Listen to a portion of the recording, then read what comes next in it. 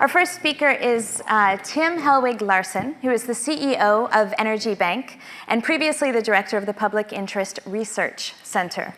Tim is going to speak to us about how Energy Bank plans to disintermediate the energy utilities. Just before we start, I just want to use Tim as an example of our interrelatedness. While I was sitting in the front row in the first session, I got an urgent text from somebody who regrettably couldn't be here, but told me I had to find Tim today because we would have a great connection.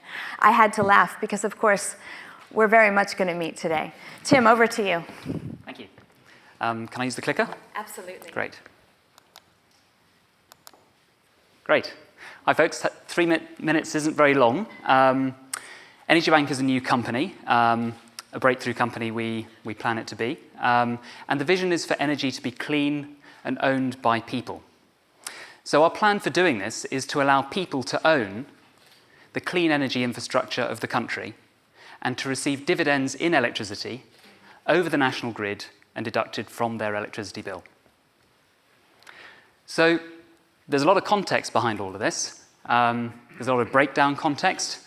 I'm going to touch on climate change and the transitions around fuel. Like a bathtub, our atmosphere is cumulative.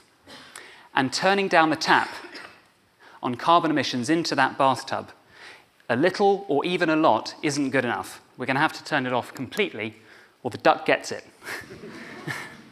Now, we've got multiple issues going on here, and we are in the process of a transition out of fuel in terms of our energy, and I would argue a transition into an infrastructure-based energy system, infrastructure that doesn't need fuel.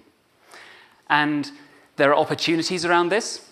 In the UK, we have renewable resources not just on land, but out at sea. I led a study called the Offshore Valuation, and we saw that the UK's offshore renewable resource could power this country 6 times over. So we know that we need to make a transition, and we know that this transition needs to be 100% fuel-free energy.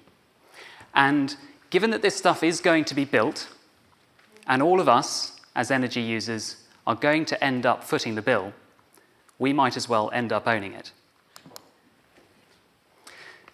So ownership. I'm going to present 2 models of ownership here. The first is of a landlord. He buys a property because he thinks someone else will want to live in it and will pay him for the privilege. Now, that can work very well unless you move into a position of extreme market power and the position is abused. But principally, the landlord is investing for a financial return. And there's a second reason for owning an asset, for owning a property. You might own it because you want to live in it, and you will use the usage value directly yourself. Now, I think the same thing can apply for energy. So today, in the UK, there are 6 companies that own the energy assets. They are our energy landlords, and we are the energy tenants. And we can change that to a world where we own the infrastructure. Doesn't mean that we don't need energy companies. All the jobs have still got to be done, but we will pay for the jobs that need to be done. Companies will be paid to do what we have commissioned them to do. And so how do we go about making this work?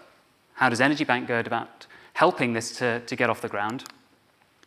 Well, we start with the 2 hypotheses, which are the beginnings of a relationship here. So if we can turn customers into investors, we can do 2 things. Number 1, we can future-proof the costs for energy users.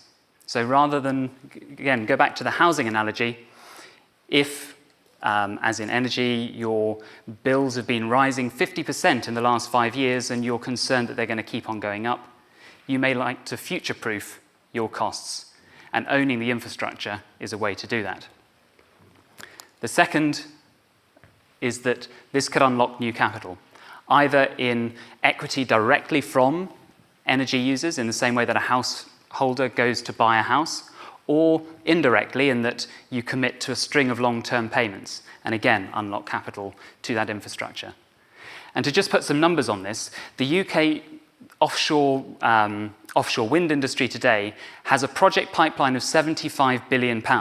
That's great. It's going to get us going. It's a good start. There needs to be an awful lot more built. But when you speak to those companies, they're concerned that they may have difficulty financing even half of that as they compete against other technologies, and within their company, they compete for capital against other regions.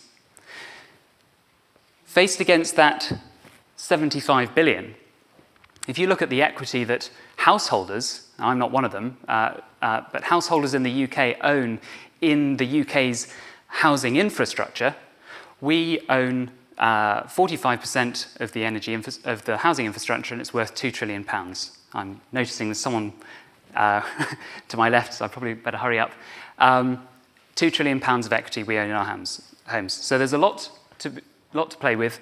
And to quickly wrap up, we're building a platform that allows energy users to invest, financing a portfolio of renewable energy built by developers, returning energy to people.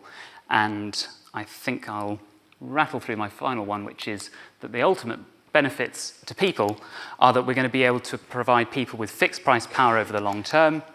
You're going to own it yourself.